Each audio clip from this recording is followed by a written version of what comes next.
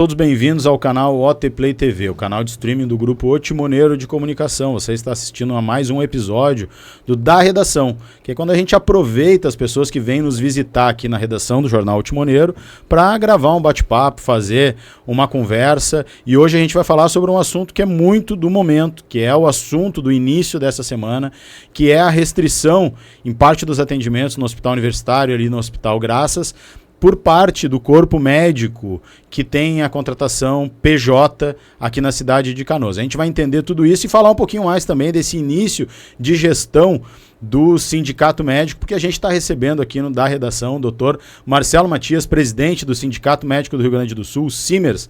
Um bom dia, obrigado pela presença, pela visita, doutor. Muito bom dia, é uma honra, uma felicidade poder aqui na cidade, que é uma das cidades mais importantes para nós do ponto de vista da ação sindical, e poder assim trazer informação, não só para o pessoal do Timoneiro, mas para todas as pessoas que moram, porque afinal de contas a saúde é fundamental e precisamos que todos tenham conhecimento sobre tudo que acontece nos corredores dos hospitais e UPAs dessa nossa cidade. Perfeito. Aproveita que está passando por aí pela primeira vez, se for isso, te inscreve no nosso canal que tem muito conteúdo sempre sobre a nossa cidade e a região. Doutor Marcelo Matias, eu quero começar lhe perguntando como é que está esse início. É a segunda vez que o senhor assume o Sindicato Médico, né? Está aí há um mês, né, à frente do sindicato. Como é que está esse início, como encontrou a situação no Rio Grande do Sul e na cidade de Canoas, e também qual é o planejamento dessa tua segunda gestão à frente do Simers? Excelente. Nós temos duas questões que são distintas. Como é que eu encontrei o sindicato e como é que eu encontrei a saúde. Vamos separar as duas por uma questão didática. O sindicato ele é o maior sindicato médico do país, o maior sindicato médico talvez da América Latina, eventualmente do mundo. E ele teve uma gestão que foi minha 3 anos atrás. Eu prometi não concorrer à reeleição, cumpri a minha promessa e fiz parte de uma gestão que eu fui vice-presidente durante um tempo, até que houve uma ruptura completa, que fez completamente diferente daquilo que eu julgava ser a forma adequada de sindicalismo. Mudou-se a lógica de defender o médico para defender interesses. Mudou-se a lógica da criação de eventos, de grandes festas, de grandes fóruns, e não necessariamente ficar ao lado do médico. Portanto, isso para mim foi algo bastante impactante e bastante negativo, que fez com que, num determinado momento, às custas primordialmente de um grande evento, que foi o evento da ruptura do sindicato, denunciar internamente, passar a ser perseguido, como nunca na história do sindicalismo algum médico o foi, especialmente sendo parte da gestão. Nós montamos uma chapa, eles nunca imaginaram que eu sairia, depois eles não imaginavam que eu faria a chapa e eles nunca imaginaram que nós venceríamos. E tudo isso aconteceu. O que nós encontramos na chegada foi algo muito diferente da propaganda. Nós passamos o tempo inteiro e vimos o maior investimento em marketing da história do sindicato, inclusive para dizer que estava sobrando dinheiro, que tinha sido a gestão de maior qualidade financeira da história do sindicato. E nada mais falacioso do que isso. Os números se contrapõem à versão e demonstram que a ocultação da verdade passou a ser uma nova forma do que eles chamavam de sindicalismo. Associado a isso, nós vimos nos últimos meses, especialmente após a derrota na eleição, um abandono das pautas sindicais.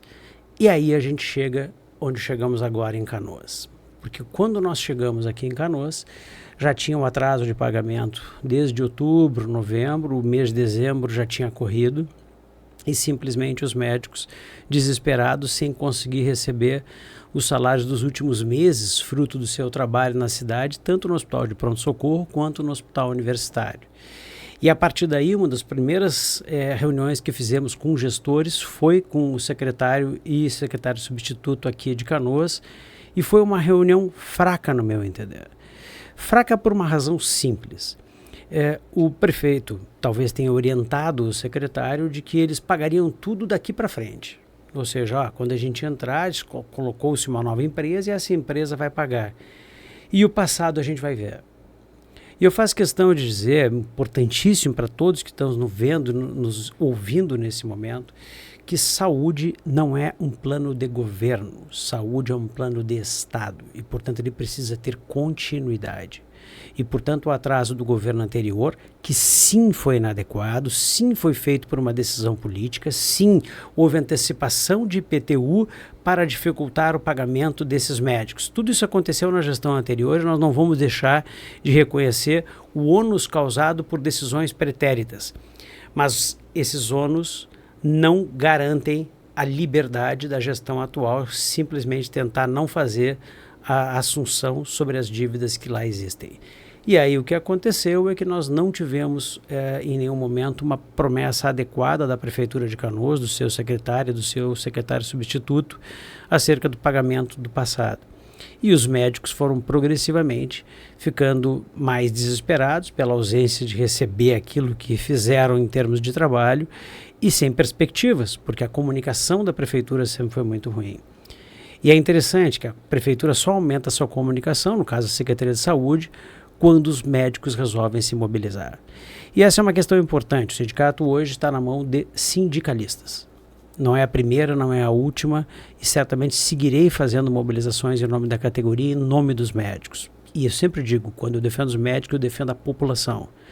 Porque no período em que os médicos não receberam, faltavam OPMs, tinham pacientes internados porque não tinham condições de executar suas cirurgias por coisas básicas, que em qualquer lugar do mundo seria quase considerado um atentado à saúde daqueles pacientes. E na prática o que aconteceu, que fomos fazendo propostas, recebendo negativas ou evasivas, até que na sexta-feira tivemos assembleias nos 2 hospitais, que foram em consequências de assembleias que já tinham acontecido. Na primeira, como consequência da primeira assembleia, vamos reconhecer, a Prefeitura pagou uma dívida que tinha de outubro com relação aos médicos do Hospital Universitário, pagou no prazo e, portanto, tem que ser reconhecido. Entretanto, no dia 31 vencia o segundo prazo para pagamento de uma segunda parcela e simplesmente a Prefeitura disse que não teria dinheiro. Na ausência do dinheiro, como nós estamos tratando de valores de novembro, como estamos tratando de valores que já venceram de dezembro, os médicos fizeram uma assembleia e, por unanimidade, resolveram suspender as atividades que eram viáveis de ser suspensas. Vamos traduzir isso para o português. Eu queria lhe perguntar isso. Quais são, quantos médicos, de qual hospital, né? O que está em atraso e quais as atividades que foram suspensas por aqui a população, a gente prestar um serviço aqui para a população também, para ela entender o que está funcionando ou não está. Lhe explico. São 2 hospitais. O número de médicos é difícil porque são um conjunto muito grande de empresas. Então eu não consigo dar esse número porque é o número que a Prefeitura tem. Mas em cerca de... nós estamos falando de dezenas ou centenas? Centenas. Ok. Centenas. E aí o que acontece é que essas centenas de médicos se distribuem em 2 hospitais essencialmente. Gracinha HPS, já que o HPS está dentro do Gracinha, e o Hospital Universitário. E eles têm características distintas. Num faz essencialmente emergências.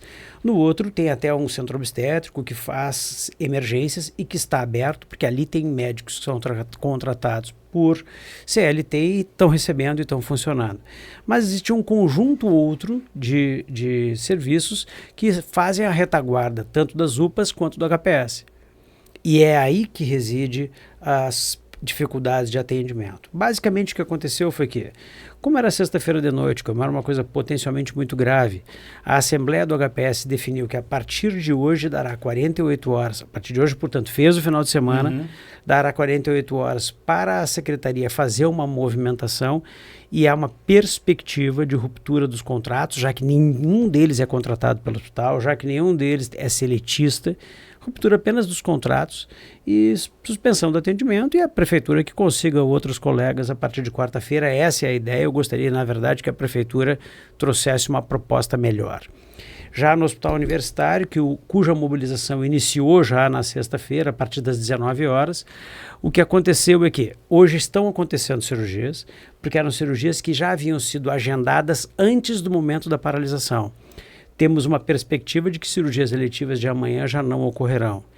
E houve algo bastante complicado para a categoria médica, que é o fato de que um chefe acabou internando pacientes num local que não tem contato com os médicos que atuam na instituição e que supostamente, pelo que soubemos, ele vai botar um médico terceiro para fazer o atendimento quando esses pacientes saírem de lá.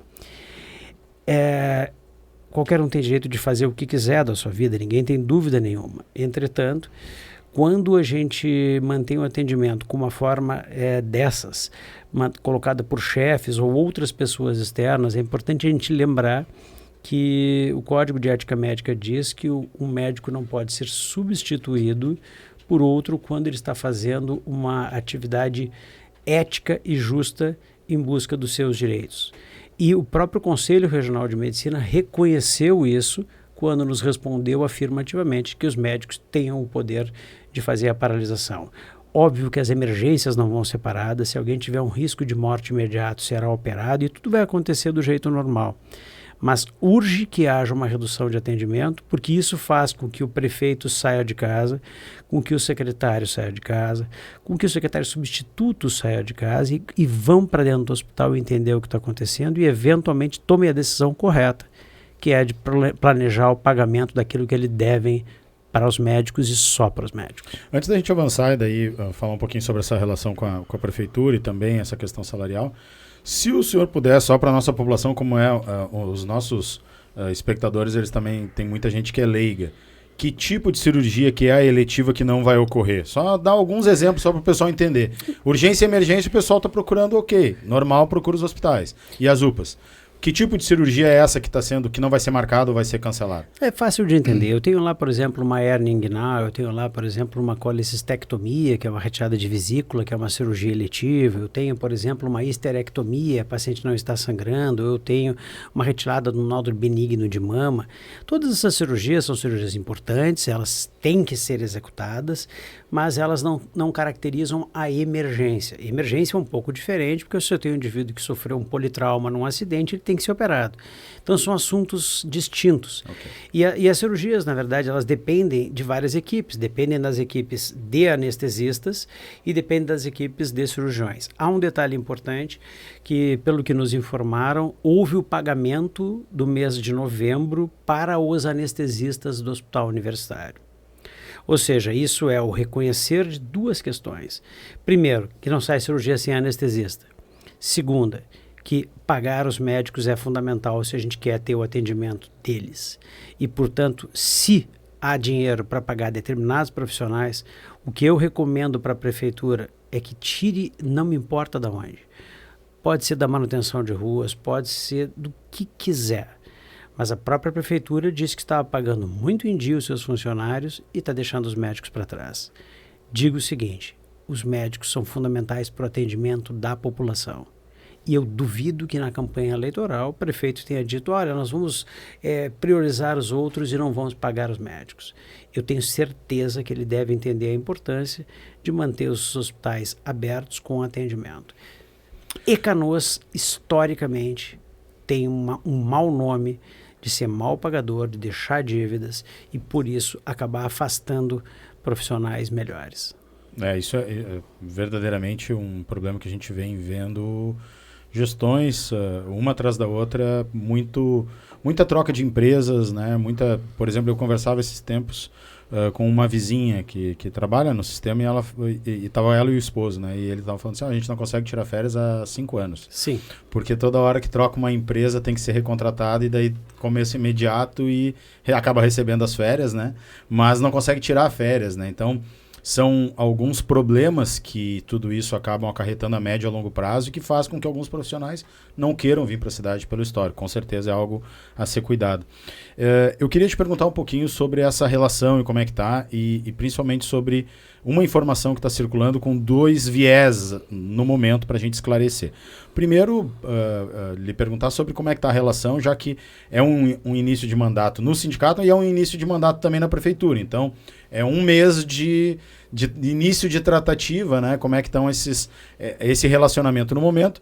E segundo, sobre o prazo que a Secretaria de Comunicação da Prefeitura emitiu uma nota, e nas redes oficiais está a informação de que o mês de novembro, que é o que tem vencido, né? A informação que eu tenho é essa, que novembro está vencido, seria pago até dia 15 de fevereiro.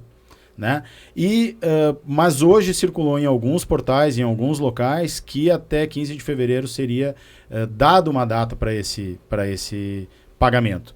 Então essa informação ela está com 2 vieses, está contraditória. Eu queria lhe perguntar qual é a informação que o sindicato tem, com qual vocês estão trabalhando nesse momento.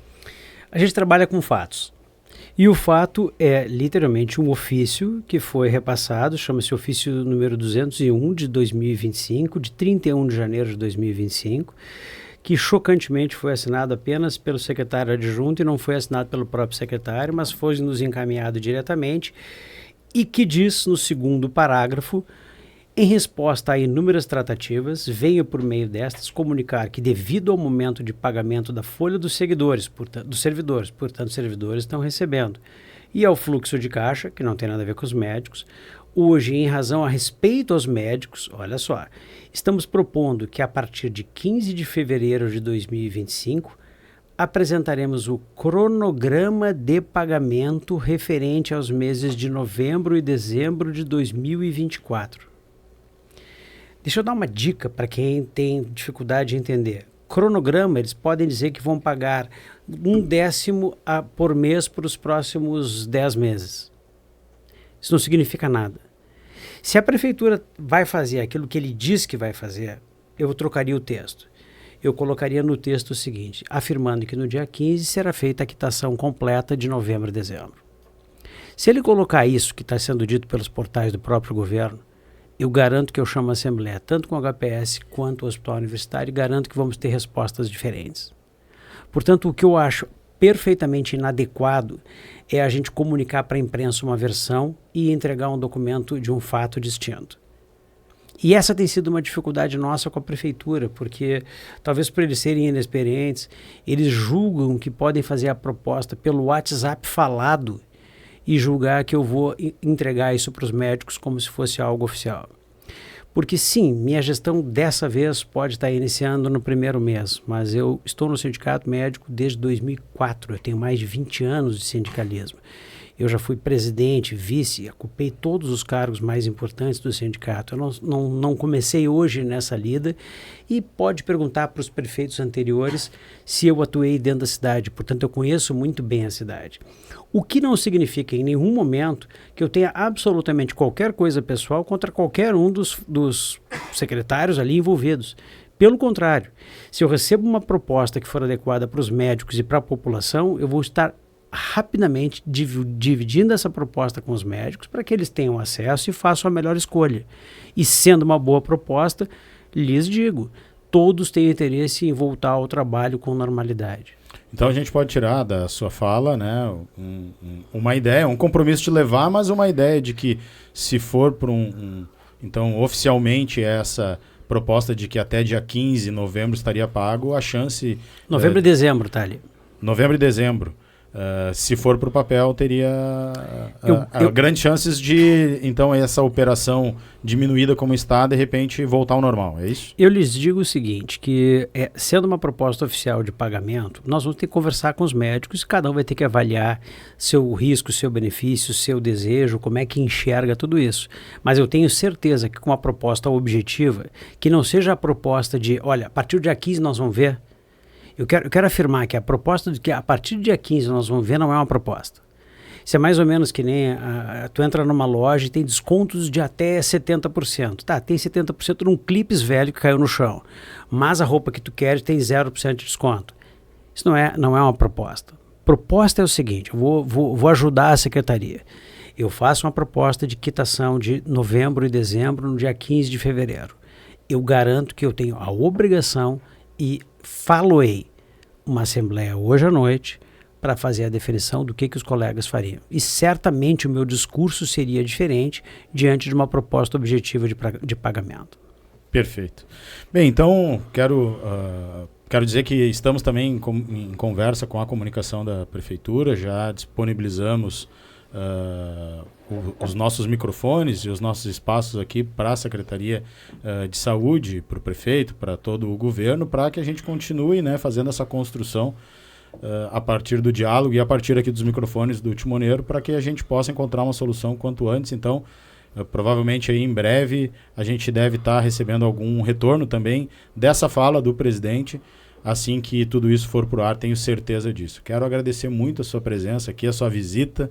Né? Toda vez que vier a Canoas, eu sei que vem seguido, mas sempre que quiser, pode vir aqui visitar o Jornal Timoneiro, os estúdios, para a gente ir atualizando como está o trabalho do sindicato e também da saúde de Canoas, que é muito importante para toda a nossa população. Obrigado, presidente. Só tenho a lhe agradecer, é um prazer enorme, e já lhe dou aqui um furo de reportagem. Nós já estamos entrando em contato com a Prefeitura para que amanhã à tarde façamos uma reunião. Nós, prefeito, secretário de Fazenda, secretário de Saúde, secretário substituto, alguns médicos líderes, para ver se a gente consegue resolver em nome da saúde da população, e faço questão absoluta de dizer que estamos prontos para negociar, mas a gente precisa ter propostas por escrita que sejam cumpridas. Tá certo. Obrigado. Esse foi mais um da Redação. Aproveita que está passando por aqui, te inscreve no canal. E segue também @Jornal Timoneiro Canoas no Instagram e fica por dentro de tudo que está acontecendo na cidade e na região. Até a próxima. Tchau.